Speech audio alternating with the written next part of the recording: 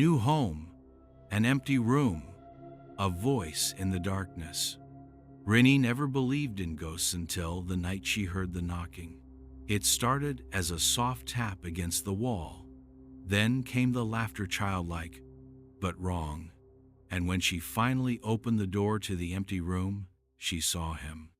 The child, the unnatural smile, the whisper that would freeze her blood. "Give me back my toy." By morning, Rinny was gone. No trace left behind except for a single dust-covered doll sitting in the middle of her empty room, and its smile was waiting. That night, Rinny returned to her parents' rented house after finishing her assignment on campus. The sky was dark, and a thick fog covered the streets. No sound of vehicles or footsteps could be heard, other than the sound of the wind that occasionally touched the fallen leaves. The big house he lived in was cheap, but it was very old and neglected. Most of the rooms in the house were empty, including the next room, which only contained old and dusty furniture, never used. It was already 11 o'clock, and exhaustion had begun to creep into her body. Rinny closed the back door quietly and locked the door with a rattling sound. Without thinking about anything else, she walked to her dark room, thinking only of going to bed. But after only a few steps, she heard a rustling sound in the next room, a sound that came from the direction of the empty room. At first, Rinny tried to ignore it. Maybe it was just a mouse or the wind coming through the cracks in the window, she thought. However, the sound became clearer and clearer. There was a sound like a chair being moved slowly, the scraping of wood tickling the quiet of the night. Her heart began to pound, but she tried to calm herself, convincing herself that it was just a hallucination due to fatigue. However, as she switched off the light in her room and tried to close her eyes, there was a soft tapping sound coming from the wall next to her room. Knock, knock, knock. The sound was regular, and it felt so close. An unnatural tapping, not like the sound of the wind or other objects falling. Rinny straightened up, her breath hitching. With trembling hands, she reached for the torch lying beside her bed. Trying to gather courage, she got up and walked towards the wall. The knocking sounded clearer and more regular, as if someone had deliberately carved it into the darkness. Slowly, her steps drew closer to the empty room that always felt eerie. As Rinny stood right in front of the wall, the knocking stopped instantly. However, before she could think further, there was the sound of a small laugh that was so quiet but terrible, like the sound of a child laughing in a dark room. The laughter made Rinny's body stiffen and her hair stand on end. The laughter was followed by the sound of clanking toys, as if a ball or toy car was rolling across the floor. Rinny felt a cold sweat break out on her forehead. She tried to remain calm, but fear began to overcome her. Carefully, she opened the door to the empty room. The door handle creaked loudly, filling the quiet air with a sound that shook her heart. The door opened slowly, revealing a pitch-black room. Trembling, Rinny switched on the torch and shone the light into the room. In the corner of the room, she saw something unusual. An old chair that was previously empty was now occupied by a small child. The child's head was bowed, her hair long and tangled, covering her face. Rinny felt her body stiff, unable to move. The more she looked at it, the more she felt something was wrong. The atmosphere in the room became heavier, as if time had stopped for a moment. Suddenly, the boy raised his head. His face was pale, his eyes were blank, and a strange smile graced his lips. An unnatural smile. Rinny wanted to scream, but her voice was locked in her throat. The boy began to stand up, his steps slow but sure, like there was a force pushing him closer. Rinny backed away little by little, but her body felt increasingly tired and stiff. "Give me back my toys," whispered the boy in a hoarse voice that sounded so close to Rinny's ears. But Rinny could not move, as if something was holding her in place. The child drew closer, her pale smile growing wider. Her face was only an inch away from Rinny's. Rinny felt her breath catch. Her eyes opened wide, and her heart raced. The torch she was holding suddenly died, leaving them in total darkness. And the last sound she heard was a cold whisper repeated in her ear, "Give me back my toy. Give it back." The next morning, the owner of the house came to check. She was shocked to see Rinny's room empty, not a trace or a thing left, except for one horrible thing. In the middle of her bedroom floor lay a dusty old doll, with a smile that looked stranger than ever, as if waiting for someone to accompany that smile.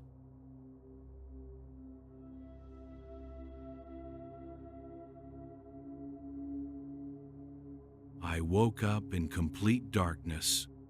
It wasn't the kind of darkness you experience when you close your eyes. It was absolute. There wasn't even a hint of light, no shadows dancing at the edges of my vision. My heart pounded as I tried to make sense of it. My body felt real enough. I could move, stretch, and blink. But when I opened my eyes, it was like they were still shut. "Where am I?" I murmured, though my voice felt wrong, swallowed up by the void before it could go far. I reached out, hoping to touch something solid, but my hands met nothing. No walls, no ground, no air stirring against my skin. It was as if the space around me didn't exist. Maybe I was dreaming. Yes, that had to be it, a lucid dream that was just too vivid. But why did it feel so wrong? My head spun as I stood still, trying to focus, trying to wake myself up. Then I heard it. A faint sound in the distance, soft at first. It almost seemed like the low hum of a breeze, but it wasn't wind. It was voices. I froze, my heart thudding in my chest. The voices were faint, but they carried a weight that made my stomach churn. They grew louder, sharper, filled with emotion, anguish. "Please, no," a voice wailed, breaking into a sob. "Help me," cried another, hoarse and desperate. The sound swelled, a chorus of despair that echoed all around me. I couldn't tell where it was coming from. It seemed to surround me, pulling me in every direction. I took a shaky step forward, trying to get away from it. My arms stretched ahead, fingers fumbling through the emptiness, but there was nothing to grab. The voices grew louder, overlapping, screaming. "Stop! Please stop!" I stumbled back, clamping my hands over my ears, but it didn't help. The voices weren't just around me, they were inside me, pressing into my mind. I turned blindly, desperate to escape, and started walking in a direction that felt quieter. I didn't know if it was real or just my imagination, but it was the only thing I could cling to. Step by step, I moved further from the screams. The voices began to soften, fading into the distance like a bad memory. Relief washed over me. Though my chest was still tight, my breath shallow, I kept walking, focusing on the silence ahead. The air felt different now, not exactly comforting, but less oppressive. Was I finally leaving it behind? I didn't know where I was going, but anywhere was better than where I'd been. My steps grew more confident, though I was still blind, navigating the dark by instinct alone. For a while, it was quiet. The screams were gone, replaced by a deep, unsettling silence. But even in that calm, I couldn't shake the feeling that I wasn't alone. Somewhere, out in the void, I felt something or someone watching. I stopped and strained my ears, hoping to catch a sound, a clue, anything. The quiet didn't last. A faint whisper rose in the distance, not screams this time, but low murmurs, incomprehensible, guttural, and cold. They weren't like the screams, they didn't beg or plead. They simply existed, a constant reminder that I wasn't alone. I stood frozen, unsure if I should move forward or turn back. Either way, I had no answers. The darkness stretched on infinitely, and I was trapped in its grasp. "Where am I?" I asked again, my voice shaking. But the void remained silent. I kept moving, one step at a time, arms stretched ahead, like a blind man groping through endless black. Minutes turned into hours, or at least that's what it felt like. Time had lost all meaning in this place. The voices, faint at first, would return in waves, sometimes distant, like echoes from another world, and sometimes so close, I felt like they were screaming right into my ears. My legs ached, but I couldn't stop. Stopping felt like giving up, and giving up here?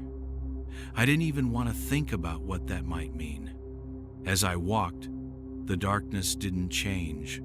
No shapes, no shadows, just the void. My breaths were shallow, my heartbeat the only sound that felt remotely mine. And then I saw it, a pinprick of light. It was so small at first, I thought my mind was playing tricks on me. I blinked, rubbed my eyes, but it didn't go away. It was there, a distant, glowing speck in the vast sea of black. My chest tightened, hope surging through me. An escape. That had to be it. I started toward the light, my pace quickening with every step. The darkness around me seemed to grow heavier, pressing against my body like it didn't want me to leave. The voices became louder again, screaming, pleading, but I ignored them. I had to get to that light. As I moved closer, it grew brighter, larger. It wasn't just a speck anymore, it was a door. A glowing, radiant outline of a door standing alone in the void. "That's it," I whispered, my voice shaking with relief. "That's my way out." I broke into a run, my feet pounding against an unseen ground. The voices behind me roared, desperate and furious. I didn't care. The door was getting closer, the light so bright now it made my eyes water. "Almost there," I muttered, my hands reaching out. The door stood tall, glowing with an intensity that made me squint. It wasn't ornate or grand, just a simple outline of white light. But to me, it was everything. Freedom, escape.